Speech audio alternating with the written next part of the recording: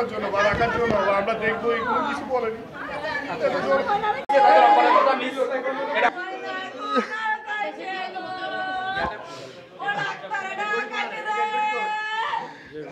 ওর একটু সমস্যা ছিল, একটু টনসিলের সমস্যা ছিল আর নাকের মধ্যে একটু গোস্ত বেড়েছে, ওই জন্য ওরা হসপিটালে ভর্তি করা হয়েছে।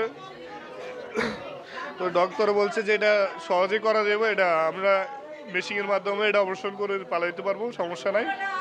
কিন্তু একদিন ওর একটু সুস্থ ছিল কিন্তু খাওয়া খাইতে পারতো না, সম্ভবত ওর টনসিলের ওই জায়গায় কী করছে জানি না, ব্লিডিং হয়ে অনেক আসছে, সকাল চলে গেছে। ডক্টরে কিভাবে কি করলো আমরা জানি না, আসলে আমরা এগুলো সম্বন্ধে আইডিয়া নাই। তো সাধারণ নাকের মধ্যে একটু গোস্ত বের হয়েছে, এই দুটোটা একসাথে অপারেশন করছে, কিন্তু ওর শরীরে একটু রক্ত ছিল না, ডাক্তার রক্তই দেয়নি। রক্ত না থাকলে আমাদেরকে বলার দরকার ছিল, সেটাও বলেনি।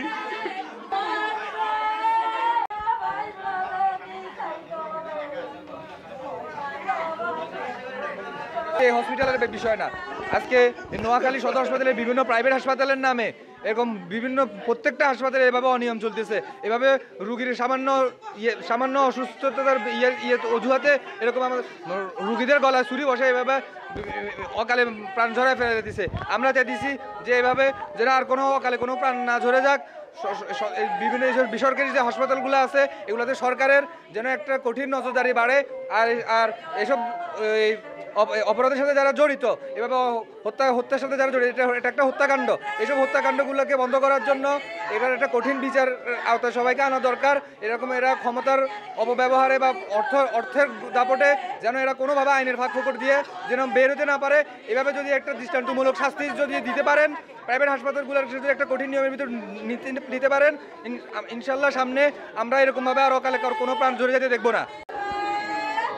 মজিবুল হক ডাক্তার আসলে একটা কষায় ডাক্তার। আমি ভাই আমার আত্মীয় স্বজন নিয়ে আসছি, মানে একটা আমরা অভিভাবক আসছি, মানে আমাদের যে মূল্যায়ন, সে মূল্যায়নটা সে চিনে না। তার কথা হলো এত হলে করার, না হলে আপনার রুগী আপনি নিয়ে চলে যান, মানে তার কাছে কোনো সম্মান বোধ নাই।